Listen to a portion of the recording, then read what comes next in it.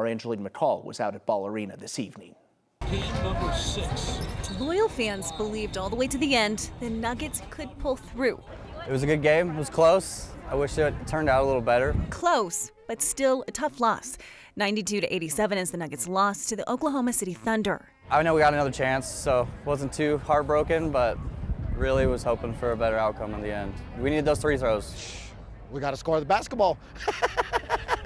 We played good defense all night. Look at the score. We just couldn't score. But even with that criticism, But still Nuggets in 7, though. if fans are really optimistic, they'll say Nuggets in 6. I think we're going to win the NBA Finals.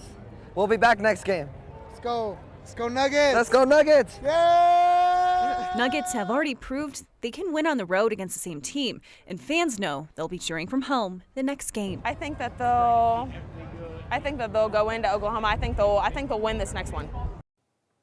We saw a few people leave before the game was even finished, calling it when we know that the Nuggets have pulled through in the very last seconds. Not a game I would be leaving. Yeah, you need Aaron Gordon just to tap it in with 0.1 seconds left, right? I know. Could you imagine leaving saying, okay, this is it? We've done it before. I know. We're ready for some more Nuggets wins here in Oklahoma. Fingers crossed. Angeline McCall, appreciate it. Thank you. So some big other news down the street at the at Coors Field in the MLB. Colorado Rockies firing their manager, Bud Black, who's been with the team since 2016. Players said they found out about Black's firing in a meeting after today's game. So Rockies management said that they actually made the decision to fire Black this morning after the team's 21-0 loss against the Padres on Saturday. But they didn't actually have time to fire him until after the game. They ended up winning today. It's just one of 7 wins so far this season that the Rockies have, remaining the worst team in baseball. Our sports team is all over this story. We'll hear from them coming up in just a couple of minutes. Want to give you a look outside at some video that we got from Sky 9 this afternoon. This was around 4 o'clock this afternoon when rainbows and clouds were moving in through parts of the state. Some spots in the South Metro area got about a quarter-inch of rain this afternoon. Corey Reppenhagen is here tonight. And Corey, now we have a chance for some record heat tomorrow. Yeah, we're going to crank up the heat just a little bit. I hope all the mamas out there had a chance to enjoy that wonderful day that we had today. And tomorrow we could be up into the upper 80s here across the area. Here's the temperatures right now in the 60s across downtown Denver and out to the big airport. Here's the temperatures that were reported in today. 84 was the official high temperature at Denver International Airport, 64 degrees in America's highest elevated city, and out in the Grand Valley, Grand Junction checking in with 86 degrees today. It'll be a little bit warmer in most of those spots tomorrow. As we look at the satellite and radar picture, the showers starting to move off or drying up, and it's going to leave us with a mostly dry day as we go across most of the state tomorrow, with just a few isolated pop-up showers once again possible. Here's the forecast in Denver here. We'll see a lot of sunshine early on with the clouds increasing into the day just like we saw today, but those temperatures could be pushing 90 degrees. If we get to 90, that would tie an all-time record here in Denver. So we got 2 more warm days and then some changes. I'll talk to you about that coming up in the full forecast in just a few minutes. Corey, thank you. We have new details this evening on a fire that broke out around noon in Brighton. We now know a woman has died from injuries sustained by those flames. This happened at a home on East 132nd Avenue, a couple miles west of Adams County and the fairgrounds. The victim has not been publicly identified. 2 other people living in the home were able to escape. Brighton fire investigators are still looking into what exactly caused the fire. They don't believe it's suspicious. Aurora police say a suspected teenage car thief was able to break away from law enforcement custody today. That led to an hours-long search of the neighborhood near Alameda and Chambers, trying to find that person who had escaped. Police eventually caught the teenager around 6 o'clock. They say he is back in jail this evening. Up in Frisco, police believe they've caught the person connected to a wildfire on Saturday that burned more than 6 acres of open space. Police are not releasing the suspect's name. They believe he's from out of town, though. Fire closed eastbound I-70 for several hours on Saturday. It was burning right next to a grocery store and about 12 homes.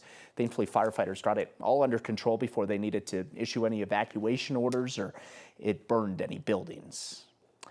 We're starting to see the impact of President Donald Trump's new policies and executive orders all across the country, and that includes classrooms right here in Denver. Data from Denver Public Schools found that in the weeks and months, I should say, after Trump took office, his mass deportation plans and the fear that they instilled in some communities had a big impact on how many kids came to class. Here's 9 News reporter Rachel Krause. Each of you is going to get a bag. Inside Ariel Walker's kindergarten class. You're also going to get a tray. How many groups do you think we need to make? Two. Students are learning the important lessons. 3, 2, 1. Ooh, you got buttons. Their teacher keeping her classroom bright. It is Crazy Hair Day for Spirit Week and Teacher Appreciation Week. It's 30 bigger than 2.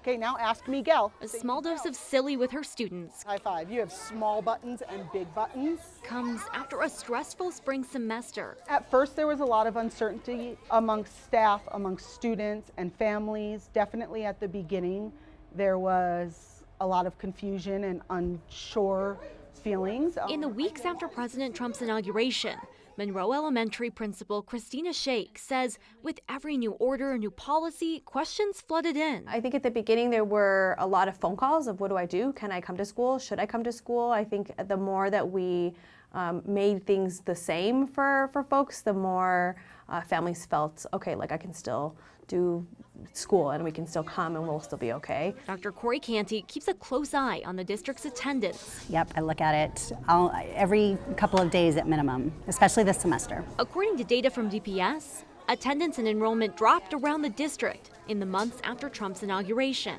Attendance dropped in end of January, beginning of February for sure. It did restabilize actually, and the cross side of that is we saw a pretty big increase in chronic absenteeism, which means the same kids missing over and over and over again. Chronic absenteeism numbers for the district, meaning they've missed 10% or more of the school year, jumped in January. For newcomer centers or schools with large numbers of new-to-country students, all but one saw chronic absenteeism numbers climb high, and most show more than half of their students as chronically absent. Since the inauguration, data shows close to 500 new-to-country students have left DPS. They don't feel safe as much anymore. Canty says attendance and enrollment is rebounding as fears of mass deportations in Denver ease for now. Which emotion is how you feel about today? Calm that's felt in classrooms like Ariel's. It puts my nerves at ease, and you can tell that the kids feel very comfortable coming to school and are safe here. Calm, she says, that lets everyone bring their focus back to learning.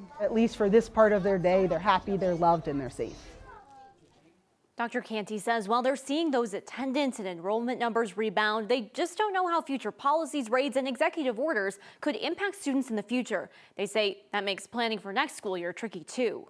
Rachel Krause, 9 News. Yeah, just so many layers of tracking the impacts of what some decisions can make. Rachel Krause, appreciate it. Thank you.